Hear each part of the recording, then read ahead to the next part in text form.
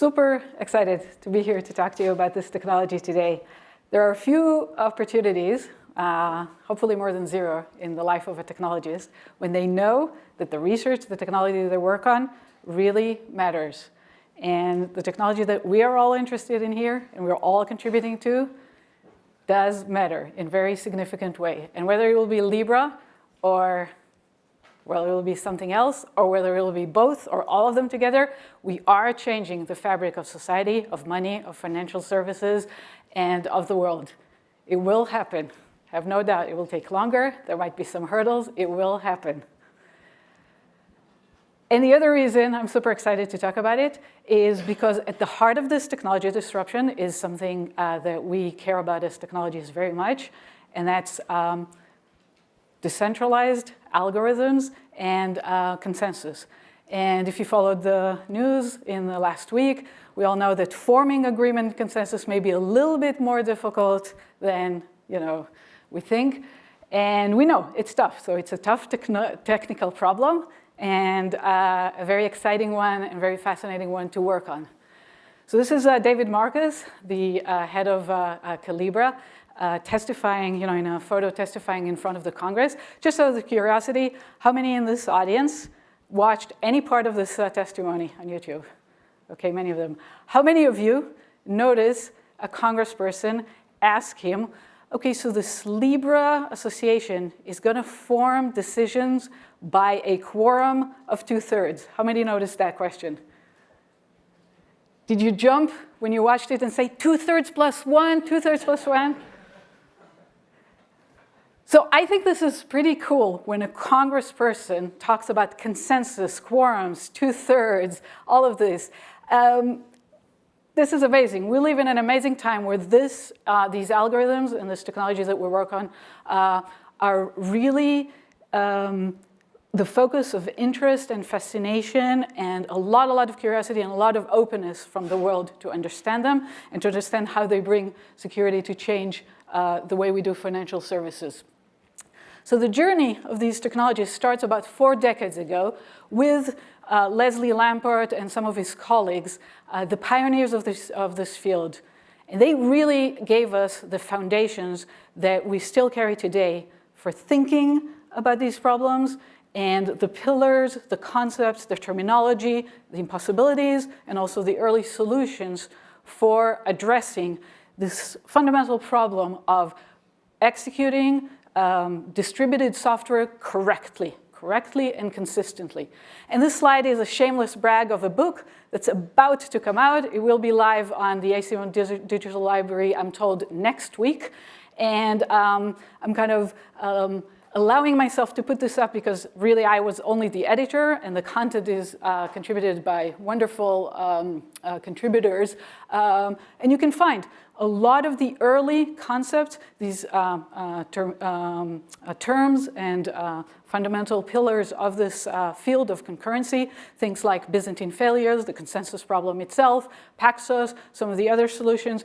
You can find them discussed in the retrospect of history already there. Now, these founders invented and coined all of this field to solve a very different problem than the one we're talking about today. They really looked at a system of 4 computers in a mission-critical setting, the cockpit of a spacecraft, and they needed to build a control system that had resilience. And this is what made them invent Byzantine fault tolerance. Bitcoin was the one who showed a much more scalable, much more serious, and global use case for Byzantine fault tolerance.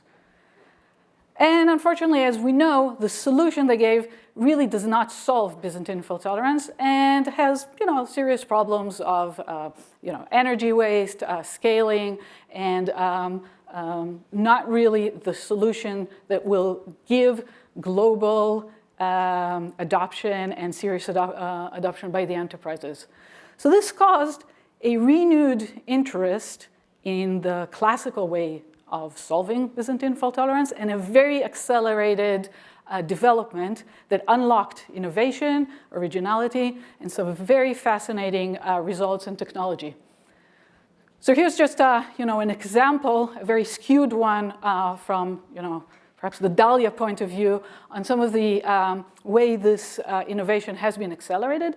So if you just focus on the problem of Byzantine consensus with practical settings in mind, in the partial synchrony model, then it took about 17 years for the community to come up with the first practical solution, the one that was done next door here by Castro and Liskov.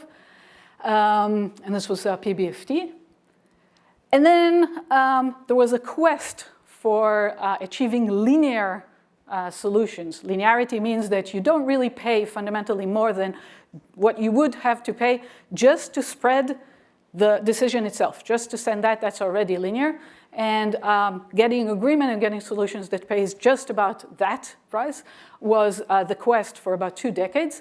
The first of which is one that I will call the decade of confusion, where the community as a whole for about a decade went down the wrong track, which we then showed was flawed. And then in the past 4 years, a really fascinating and tremendous accelerated innovation and solutions fixed those problems and very quickly came up with the final result, which a lot of blockchains are now basing on, including our own technology at Libra, that finally provides this linearity of solution. So this is the case where a use case for scalability and for strong technology has really driven a lot of research and a lot of innovation and some fascinating technology in this area. So fast forward to today, we are building at Calibra a technology that will provide global currency for everybody to use and for everybody to be able to access.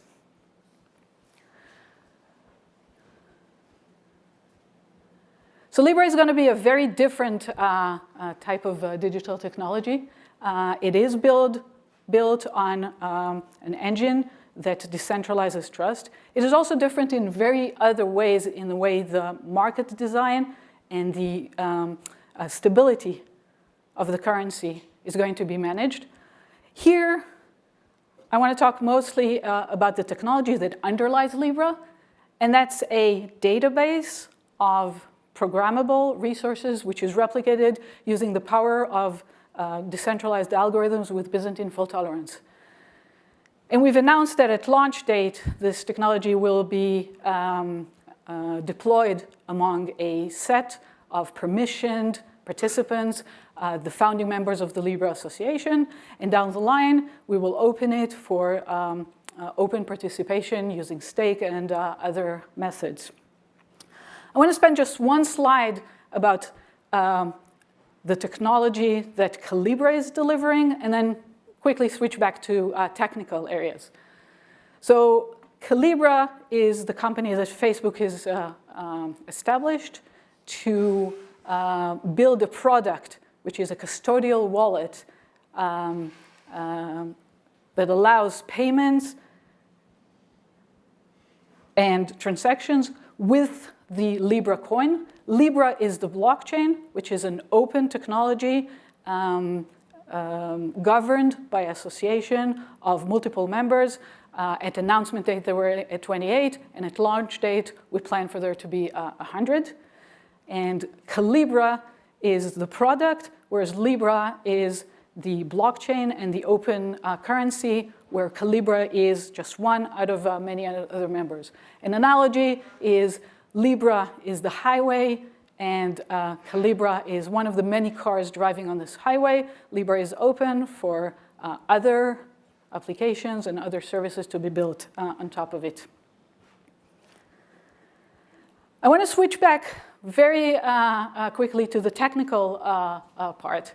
So when you build such a serious technology with the potential of changing society and the potential of reaching global reach, what do we worry about and what keeps us up at night, and what do we want to work on technically? So I want to talk about some of the questions that we raise on going beyond the current solutions for Byzantine fault tolerance, And I'll mention one, perhaps small step towards addressing these concerns, and also put it out to the community to start thinking about some of the really difficult problems we have there. So the classical approach to Byzantine fault tolerance, using experts like me, like Itai, like many of the other experts here, is you start with some of the known foundations and the well-understood theoretical underpinnings of the area. And the first thing we ask ourselves as experts is the network synchronous or asynchronous? Are we going to rely on synchronous bounds to guarantee the consistency? And if yes, then we know that we can tolerate up to half of the participants going rogue in Byzantine. And if not, we know that there are lower bounds that say only a third. And if we go with the synchronous approach, then we further have to determine what is this bound that we assume on the network. Well, typically, this is something that's denoted as delta in the academic papers. Once we've done that, we can go to the literature, survey the myriad of papers and solutions that we have there, maybe invent some of our own, and then, in the case that we have practical solutions, we may choose the partial synchrony model and assume that there are at most a third Byzantine participants, come up with the solutions that we like, and deploy it. So this is the standard approach that we all follow, and this is the way systems need to be designed. So why the hell do we need something new? Well, so there are several concerns, several opportunities that I'd like us to consider. Well, the first one is, yeah, we do have these very rigorous, very well understood bounds.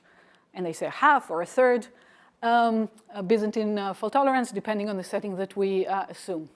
But the question is the model the right one?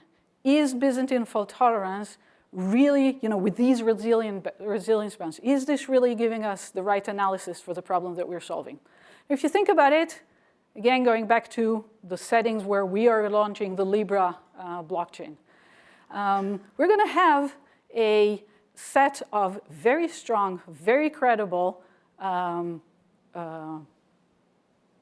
industry leaders participating in the infrastructure and in the backend of these systems.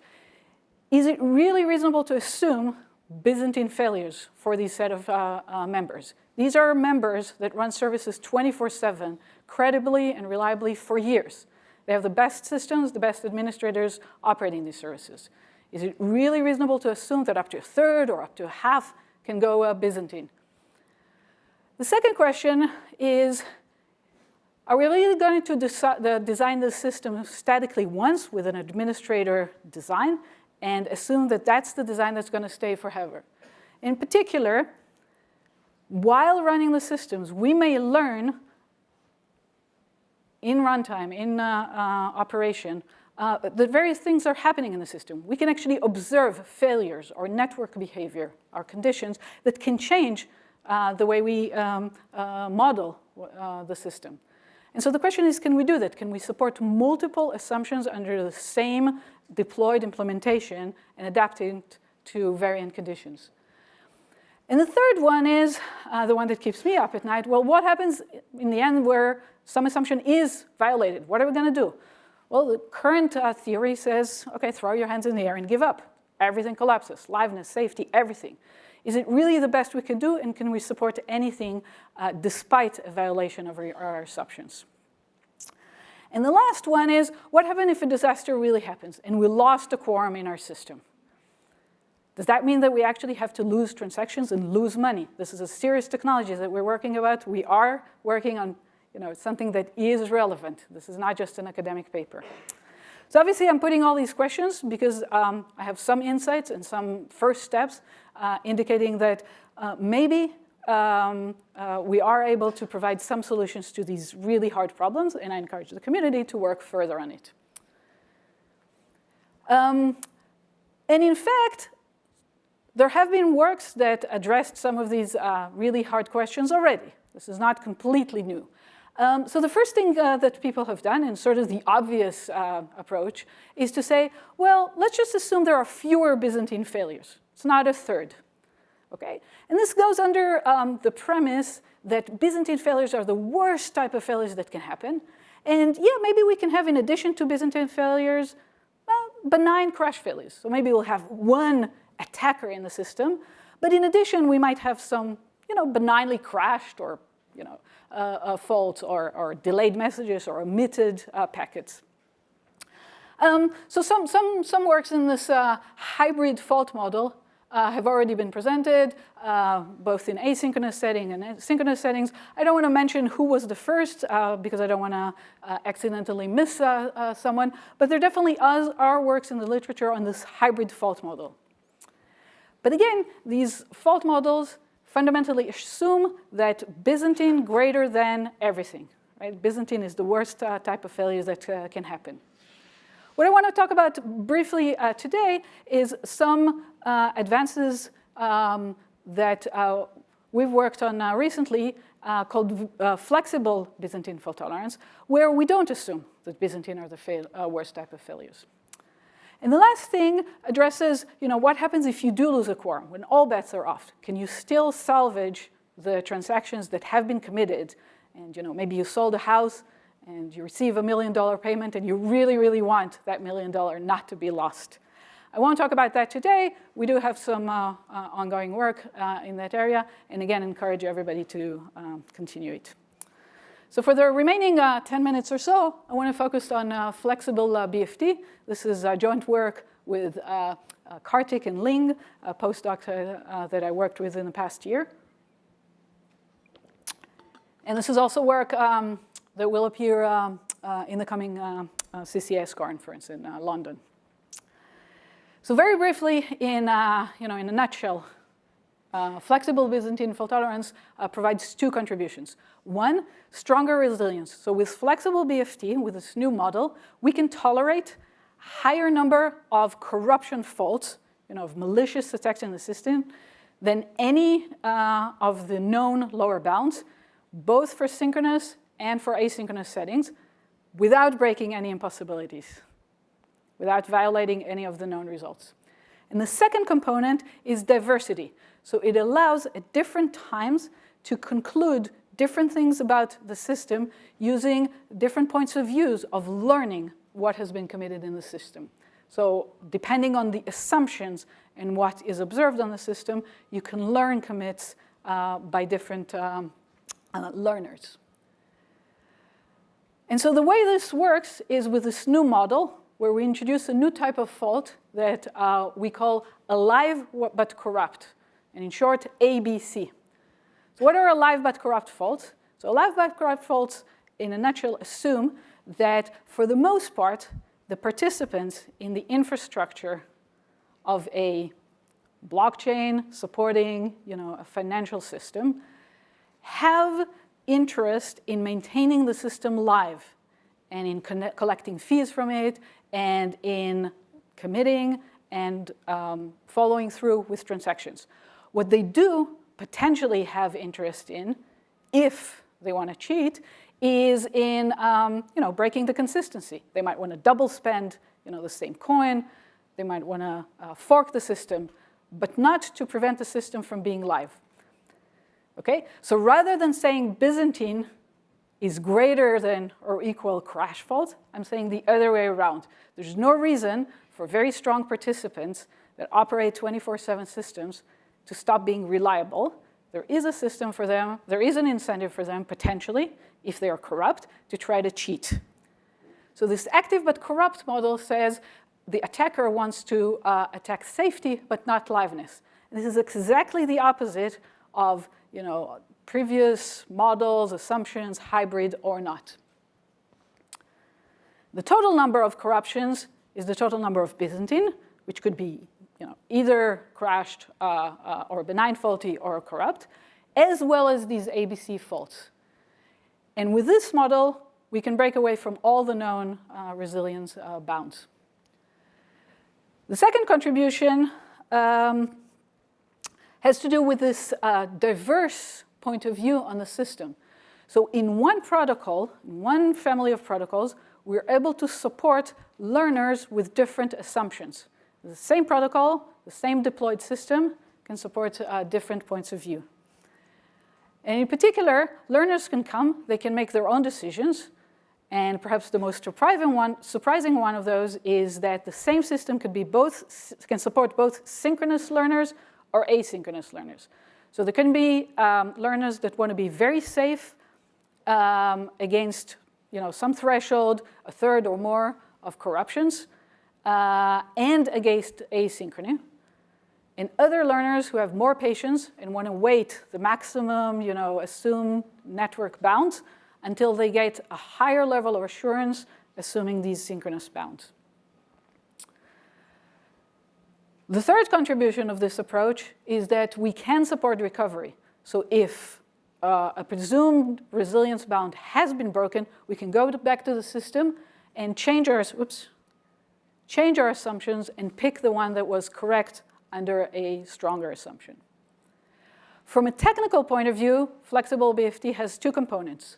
The first one is a new protocol, asynchronous Byzantine fault-tolerant protocols, that despite using synchrony to guarantee safety, advances without any explicit steps that delay the synchronous bound. So this is the first protocol that works in an asynchronous way, and only the learner that looks at the system and waits to learn when a transaction has committed applies assumptions about the synchronous bounds and decides when to commit. The protocol itself is deployed without any delta assumptions, without any delay steps. Only the final step, the one that an external client of the system observes, only that one applies synchrony assumptions on the system. The system itself does not wait 10 minutes or 10 seconds at all. And this is a new protocol. And if you think about your standard diagram of distributed protocols, synchronous protocols, and don't try to really read into the protocol here, it's just meant as a graphics.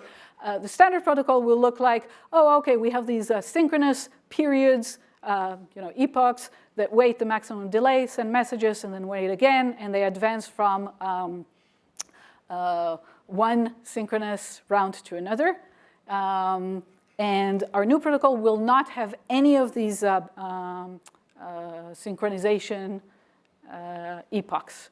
The protocol will look completely asynchronous. And it also happens to be the most simple synchronous protocol that I can think of, and one that I think can become a textbook protocol. So it's really very natural to just get rid of all these delay steps. And the second contribution, from a technical point of view, is this notion of flexible Byzantine quorum systems that uses the new fault model, the ABC fault model. And very, very briefly on the technical part, the fundamental threshold lower bounds that we have in this field stem from the fact that we're using quorum systems that assume the same bound for liveness and for safety.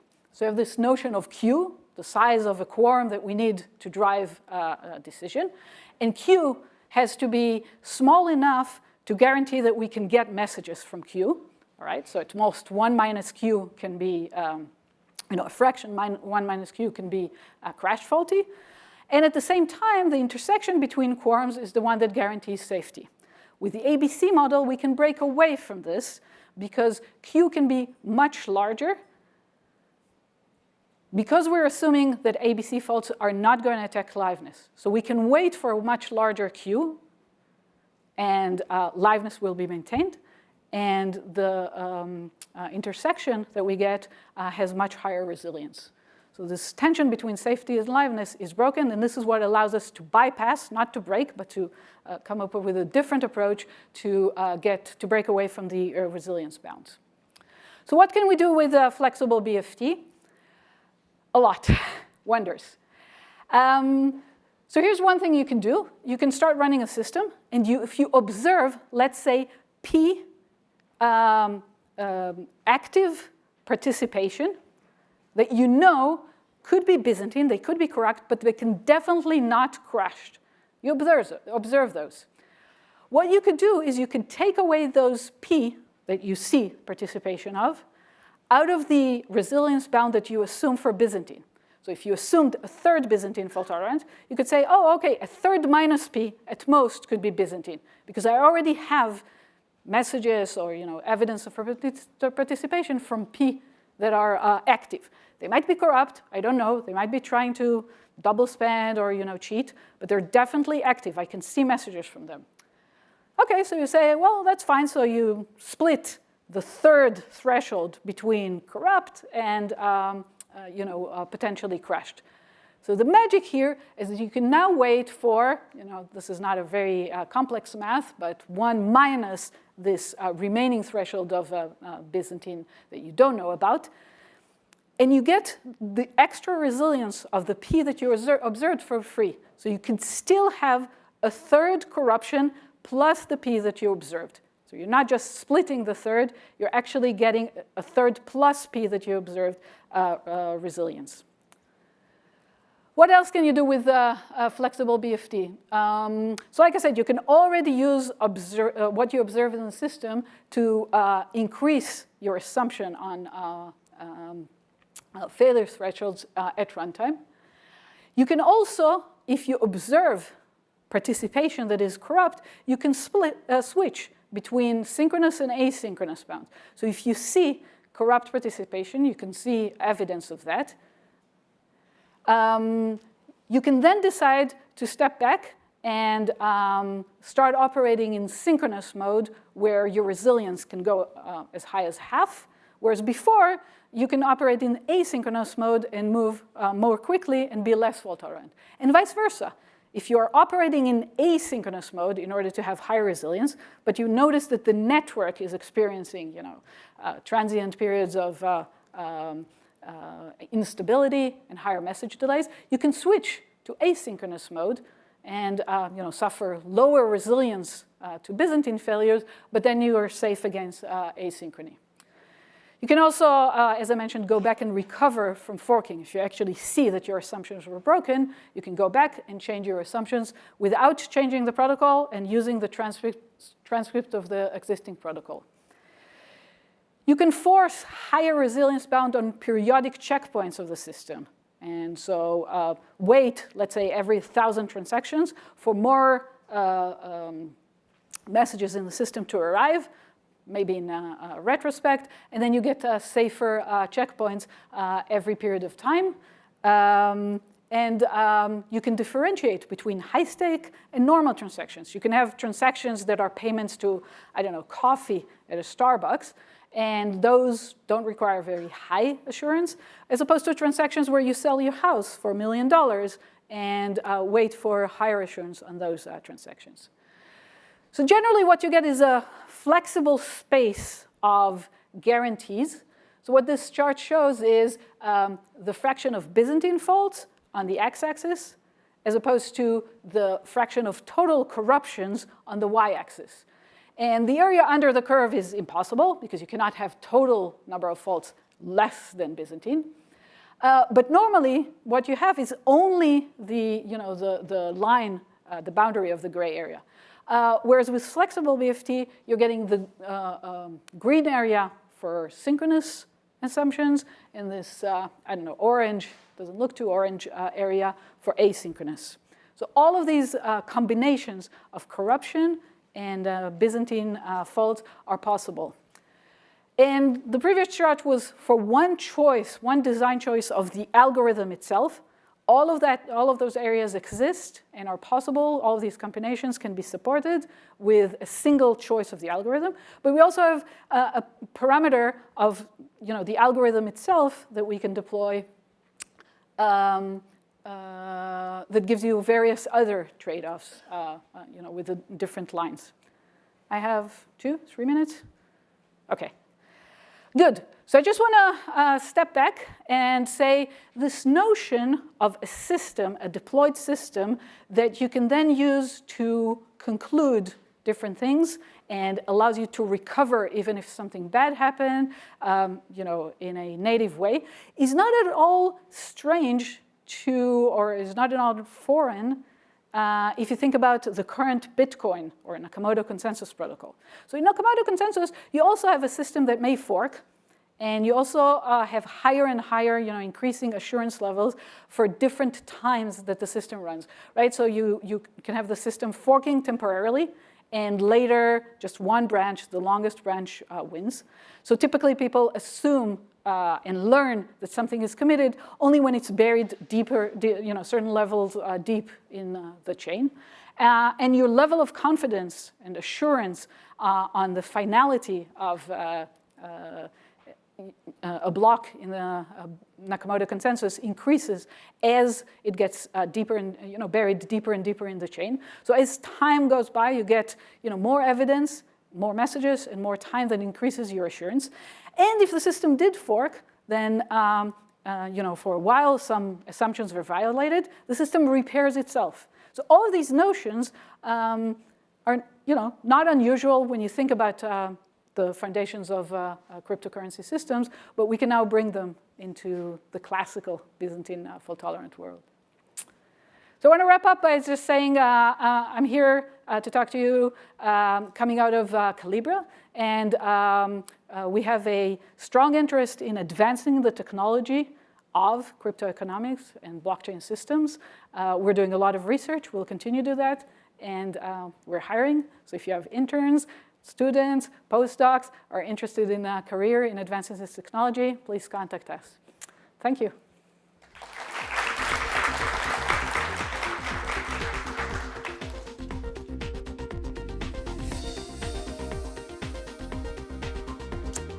Do you have time for a question or not? Yeah, question. Go ahead. Many. So I want to make a controversial statement and then suggest a direction forward. Consensus is not a financial instrument, right? Consensus is a necessary but not sufficient condition to have a financial instrument. So there's another half of the problem there, and that is, how does it become a financial instrument in the first place? So what Satoshi did is he really took this notion of trust, which is in all the BFT papers. Trust is an axiom upon which you can make proofs. But it was always kind of a terrible assumption because it can be violated, right? I can bribe an operator. The right kind of market movement can violate the assumptions upon which those axioms are based and therefore violate all the proofs that the BFT is based upon.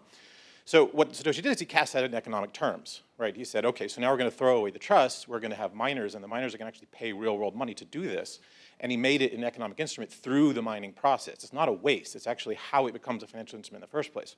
There's a middle ground, right, where people make a different axiomatic assumption. That is that I have a database, and the thing in the database is a financial instrument. And let's call all of these proof of stake, right? And but there's a third way here that I still don't see happening. And that is, let's call it native issuance plus economic assumptions.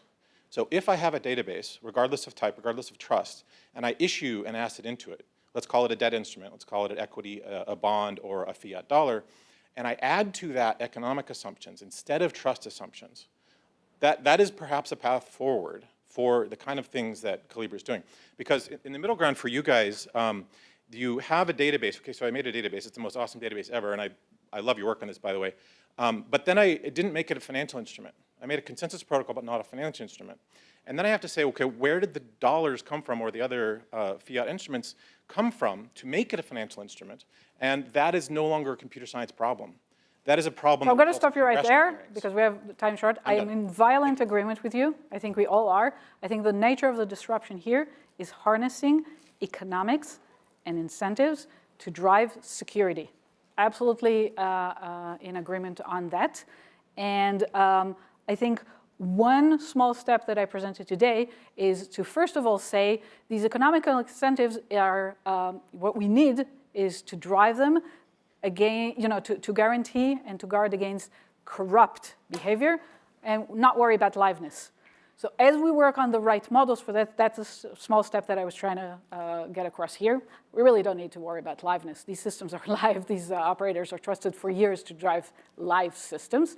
But I absolutely agree with you that the community, and that's, I think, the nature of this community and this conference, the key question is for all of us to work on the mechanisms that guarantee that we can harness economical behavior, design, incentives to guarantee the security of these systems so that they can build financial institutions. This has nothing to do specifically with Calibra, but I'm happy to say that on behalf of Calibra. Yeah? Just a few more words, if you may, on expanding or switching between the now and the future state from 100 nodes and validators to an open system. Is that what you suggested? Yeah, so we are guaranteeing to open the participation and to share with the community the design, and we're working on the techniques that will do that. Yes, and we will share it with the community at launch date. We're committed to that. Yes? Hi, just a question about, I liked what you were talking about. We're going to try and address corrupt. What is it? Alive but corrupt. Can you say a little bit more about what goes into the corrupt bucket and who decides what's corrupt? Is that made at the beginning of the creation of the blockchain? Can the definition of what's corrupt behavior change over the course of time? How does that work? Yeah, so the academic answer to this is anything that deviates from the protocol. In practice, a lot of deviations are really easy to handle. Like if you send me a message that has the wrong format, I'll just drop it. That's easy. If you DDoS me, then it's a different problem for network engineers and for infrastructure to fight DDoS attacks. So really what we're talking about is intentional, deliberate attempt to break the safety of the protocol and to cause a fork or to cause a commit to disappear from the system, a payment to go through despite not having funds, things that actually break the correct behavior of the system. So again, the academic answer is anything that deviates from the protocol. Yep? Yes. Yes, absolutely. Thank you. Unfortunately, we're out of time, but Dahlia's going to be around. I'm going to be around here today and tomorrow. Feel free to reach out to me, and thank you.